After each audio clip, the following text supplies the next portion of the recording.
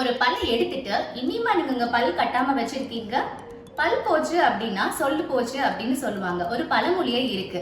நம்ம ஊர்ல மக்கள் முன்னாடி இருக்கிற பல்லை எடுத்துட்டோம் அப்படின்னா அது உடனடியா ரீப்ளேஸ்மெண்ட் பண்ணிடுவோம். ஏன்னா அது பார்வைக்கான பல்லு, பாக்குறதுக்கு அழகா தெரியணுன்றதுக்காக நம்ம ரீப்ளேஸ்மெண்ட் உடனே பண்ணிடுவோம்.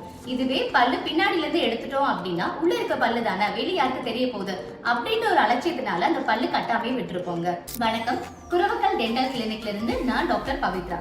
இன்னைக்கு பல்லு கட்டுறதோட முக்கியத்துவம் என்ன, பல்லு எப்படி பிக்ஸ்டா கட்டலாம் அப்படின்றத பத்தி தான் நம்ம இந்த வீடியோல பார்க்க போறாங்க.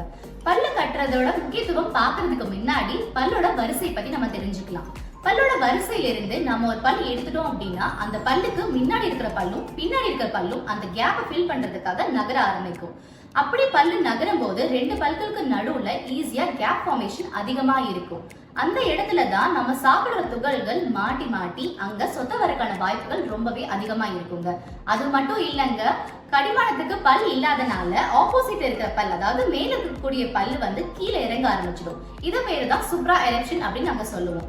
அந்த பல்லு கீழே இறங்குறதுனால மேல இருக்கிற எலும்பெல்லாம் வீக் ஆகி அந்த பல்லு சீக்கிரம் ஆடி விழுக ஆரம்பிச்சிடும். இன்னொரு விஷயம், ஒரு இடத்துல பல்லு இல்லை அப்படின்னா ஆட்டோமேட்டிக்கலா நம்ம அந்த சைட் சாப்பிட மாட்டோம், ஆப்போசிட் சைடு தான் நம்ம சாப்பிடுற மாதிரி இருக்கும். அப்படி நம்ம கண்டினியூஸா ஒரே சைட்ல சாப்பிடுறதுனால அந்த தாடையில இருக்கிற மசில்ஸ் எல்லாமே அங்க ஓவர்லோட் ஆக ஆரம்பிக்கும். அந்த டைம்ல தான் நம்மளுக்கு அங்க ஜாயிண்ட் பெயின் வரதுக்கான வாய்ப்புகள் ரொம்ப அதிகம். இந்த பிரச்சனை எல்லாம் நம்மளுக்கு இப்ப தெரியாதுங்க, ஒரு 10 வருஷத்துக்கு அப்புறம் தான் தெரிய வரும். ஒரு பல்லு இல்ல, அந்த பல்ல கட்டலன்னா இத்தனை பிரச்சனைகள் வரும்னு சொல்லிட்டு. பிக்ஸ்டா பல்லு கட்டுறதுக்கு இந்த ரெண்டே ஆப்ஷன் தாங்க பல்லு கட்ட முடியும். ஃபர்ஸ்ட் ஆப்ஷன் என்ன பாத்தீங்க அப்படின்னா டென்டல் பிரிட்ஜ்னு சொல்லக்கூடிய ட்ரீட்மெண்ட் மூலமா பல்லு கட்டலாம். அதாவது ஒரு இடத்துல பல் இல்ல அப்படின்னா அந்த பல்லுக்கு ரெண்டு சைடுல இருந்து சப்போர்ட் எடுத்து 3 பல்லா கட்டுறது தான் டென்டல் பிரிட்ஜ் மூலமா பல்லு கட்டுறது. இதுல நம்ம ஒரு பல்ல ரீப்ளேஸ்மெண்ட் பண்றதுக்கு தேவையில்லாம பக்கத்துல இருக்கிற 2 பல்ல சப்போர்ட் எடுத்து தான் நம்ம ட்ரீட்மெண்ட் பண்ற மாதிரி இருக்கும்.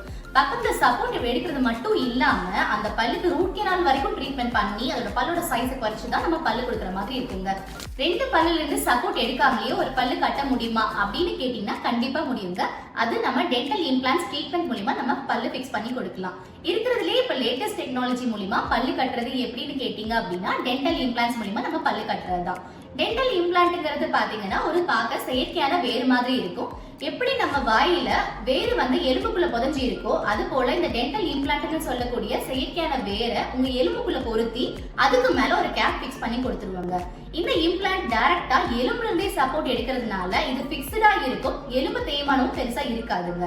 அதுவே கழட்டி மாற்ற பல் செட்லயோ இல்ல டென்டல் பிரிட்ஜ் மூலமா கட்டின பல்லுலயோ பாத்தீங்க அப்படின்னா ஒவ்வொரு முறை நம்ம சாப்பிடும் போது அந்த ஃபோர்ஸ் எலும்பு மேல படியும் போது எலும்பு சீக்கிரம் கரைஞ்சு போக வாய்ப்புகள் அதிகங்க.